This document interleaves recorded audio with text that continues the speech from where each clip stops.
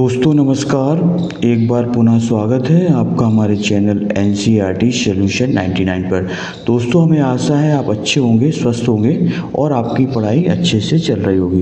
दोस्तों आज हम जो है सीरीज़ के फूल जो दोस्तों कक्षा 12वीं के अंतर्गत ये निबंध है और दोस्तों इस निबंध के लेखक है हजारी प्रसाद द्विवेदी। तो दोस्तों कक्षा 12वीं के निबंध जो दोस्तों निबंध विधा की रचना है सीरीज़ के फूल, हजारी प्रसाद द्विवेदी द्वारा लिखा गया दोस्तों ये निबंध है। इसके महत्वपूर्ण प्रश्नोत्तर देखेंगे। ये प्रश्नोत्तर आपके दोस्तों वार्षिक, अर्धवार्षिक और त्रैमासिक सभी परीक्षाओं के लिए दोस्तों महत्वपूर्ण होंगे। तो दोस्तों पहला प्रश्न देखते हैं इसमें क्या पूछा गया सीरीज के फूल। दोस्तों लेखक ने सीरीज के फूल को कालजयी अवधूत का मतलब होता है दोस्तों सन्यासी की तरह क्यों माना गया है। तो दोस्तों लेखक ने सीरीज के फूल को कालजयी और सन्यासी की तरह क्यों माना है। तो दोस्तों इसका आंसर देखते हैं। जिस प्रकार एक सच्चा सन्यासी गर्मी, सर्दी, बरसात में सदैव एक जैसा रहता है, उस पर बाहरी वातावरण का कोई प्रभाव नहीं पड़ता, ठीक उसी प्रकार सीरीज का फूल भी अत्यधिक गर्मी में खिलता रहता है। वह हमें कालजयी अवधूत सन्यासी के समान मुसीबत में कभी न हारने के लिए प्रेरित देता है। तो दोस्तों इसमें जो सीरीज की फूल की तुलना दोस्तों जो है व्यक्ति से की गई है कि जिस प्रकार सीरीज का फूल जो है कठिन परिस्थितियों में भी दोस्तों जो है चाहे सर्दी हो या गर्मी, बरसात में सदैव कैसा रहता है, एक समान रहता है। उसी तरह मनुष्य को भी जो है मुसीबत में कभी भी हिम्मत नहीं आनी चाहिए, धैर्य और विनम्रता से काम लेना चाहिए ताकि वो आसानी से दोस्तों कठिन परिस्थितियों का सामना कर सकें। दूसरा प्रश्न है दोस्तों पूछा गया, हृदय की कोमलता को बचाने के लिए व्यवहार की कठोरता भी कभी कभी ज़रूरी होती है।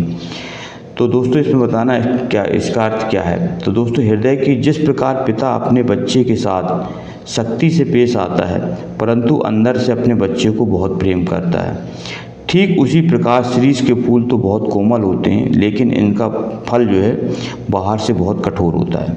इसलिए लेखक ने कहा है कि हृदय की कोमलता को बचाने के लिए व्यवहार की कठोरता भी कभी कभी जरूर होती है। क्योंकि दोस्तों जो है आजकल जो है जिस तरह जो पिता जो अपने बच्चे को के साथ सख्ती से भी पेश आता है और अंदर से अपने बच्चे को प्रेम करता है, तो दोस्तों क्या है इसी तरह जो शिक्षक होता है उसको जो है बाहर से जो है सख्ती दिखानी चाहिए और अंदर से अपने बच्चों के प्रति प्रेम। तो दोस्तों इस प्रश्न से हमें ये सीख मिलती है कि वे हृदय की कोमलता को बचाने के लिए थोड़ा थोड़ा कठोरता की भी आवश्यकता होती है, अर्थात व्यक्ति को थोड़ा कठोर भी होना चाहिए। प्रश्न तीसरा देखते हैं दोस्तों, द्विवेदी जी ने सीरीज के माध्यम से कोलाहल व संघर्ष से भरी स्थितियों में अविचल होकर जिजीविषु बने रहने की सीख दी। जिजीविषु का अर्थ होता है दोस्तों जीने की इच्छा। तो सीरीज के फूल के माध्यम से द्विवेदी जी मनुष्य को सिखाते हैं कि जीवन में आने वाली हर कठिनाई, संघर्ष और भागम भाग के बावजूद शांत रहकर, अडिग रहकर हर चुनौती का सामना धैर्य और स्थिरता से करना चाहिए। दोस्तों जीवन में ऐसी कोई भी समस्या नहीं है जिसका जो है हम दोस्तों उसका हल नहीं है। सभी समस्याओं का दोस्तों हल है, बशर्ते कि हमें धैर्य और स्थिरता से उस समस्या को हल करनी चाहिए। वह विपरीत परिस्थितियों में हार न माने और जीवन के प्रति जीने की इच्छा बनाए रहे और उस दोस्तों विपरीत परिस्थितियों का भी दोस्तों मजबूती से सामना करें और हमेशा जीने की इच्छा बनाए रहे। तो दोस्तों ये जो है सीरीज के फूल के माध्यम से हजारी प्रसाद द्विवेदी ने व्यक्ति को प्रेरणा दी है कि वह कठिनाई, संघर्ष और का भी जो है आसानी से सामना कर सकता है धैर्य और दोस्तों स्थिरता के साथ। इसके बाद दोस्तों प्रश्न क्रमांक चौथे में पूछा गया है कि जो है हाय यह अवधूत आज भी कहाँ है। ऐसा कहकर लेख ने आत्मबल पर देह बल के वर्चस्व की वर्तमान सभ्यता के संकट की ओर संकेत किया है। तो दोस्तों ये बताया गया है कि आत्मबल पर देह बल के वर्चस्व की आज दोस्तों व्यक्ति का जो है चारित्रिक पतन हो चुका है। व्यक्ति जो है अपना आत्मबल की अपेक्षा देह बल के लिए दोस्तों ज़्यादा प्रयास कर रहा है। तो अवधूत संसारिक मोह माया से ऊपर उठा हुआ क्या होता है व्यक्ति होता है। दोस्तों सन्यासी होता है, उसको संसारिक मोह माया से कोई लेना देना नहीं होता। वे आत्मबल के प्रतीत होते हैं, अतः वे आचरण की कैसे होते, पवित्र होते हैं। परंतु आज का मानव आत्मबल, आचरण की पवित्रता के अलावा देह बल, धन बल आदि जुटाने में लगा है। अर्थात उसे जो है अपने आचरण की परवाह न होकर के अपने शारीरिक बल और धन बल आदि जुटाने में लगाया है। आज मनुष्यों में आत्मबल का अभाव हो जाए अर्थात उनका चारित्रिक पतन हो चुका है। आज मनुष्य मूल्यों को त्याग कर जो दोस्तों उनके मूल हैं, जीवन मूल्यों को त्याग करके हिंसा, असत्य और गलत प्रवृत्तियों को अपनाकर ताकत का प्रदर्शन कर रहा है। ऐसी स्थिति किसी भी सभ्यता के लिए संकट के समान है। अगला क्वेश्चन है दोस्तों, कवि साहित्यकार के लिए अनासक्त योगी की स्थिर प्रकृता और विदग्ध प्रेमी का हृदय एक साथ आवश्यक है। ऐसा विचार प्रस्तुत कर लेखक ने साहित्य कर्म के लिए बहुत ऊंचा मानदंड निर्धारित किया है। विस्तार पूर्वक समझाइए। कवि साहित्यकार के लिए अनासक्त योगी, स्थिर प्रकृता और विदग्ध प्रेमी का हृदय एक साथ आवश्यक है।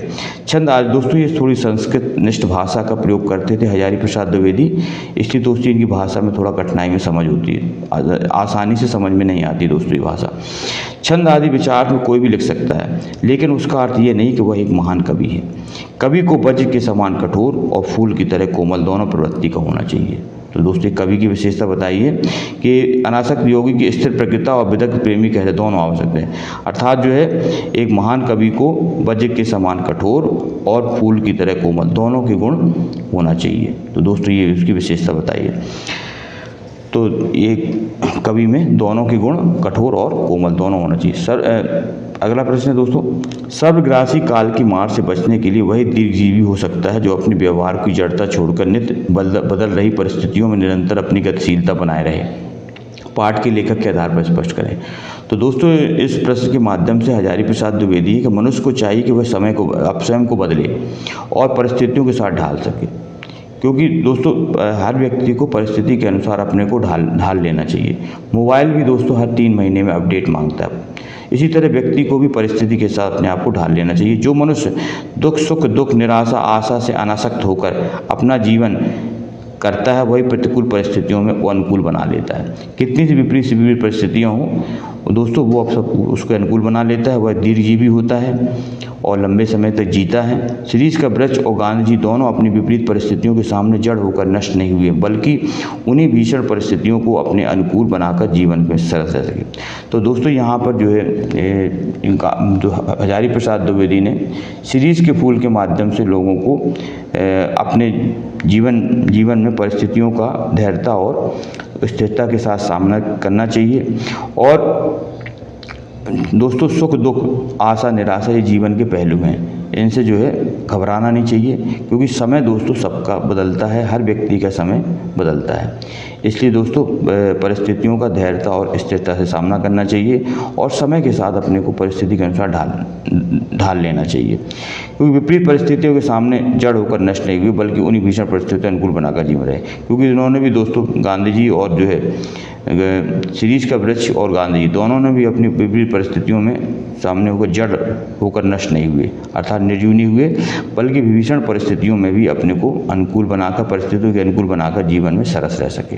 तो दोस्तों ये शीरीष के फूल के माध्यम से हमें जीवन जीने की प्रेरणा मिलती है कि एक शीरीष का फूल विपरीत परिस्थितियों में कैसे अपने आप को ढाल लेता है, उसी तरह हमें भी अपनी विपरीत परिस्थितियों में अपने आप को ढालना है और जीवन में जो है लोगों को एक प्रेरणा देनी है ताकि वो भी अपना इसी तरह जीवन जीते रहें। तो दोस्तों ये थे महत्वपूर्ण प्रश्न। आई होप यू दोस्तों आपको ये प्रश्नोत्तरी समझ में आई होगी। आप कमेंट सेक्शन में अपनी प्रतिक्रिया अवश्य दें और आप हमें बताएं कि आपको प्रश्नोत्तरी कैसी लगी। दोस्तों आपका दिन शुभ हो। नेक्स्ट वीडियो में फिर मिलते हैं, तब तक के लिए दोस्तों जय हिंद, जय भारत, वंदे मातरम। दोस्तों अगर आपने हमारे चैनल को सब्सक्राइब नहीं किया है तो आप हमारे चैनल को सब्सक्राइब कर दें और दोस्तों लाइक कर दें। जय हिंद, जय भारत, वंदे मातरम दोस्तों।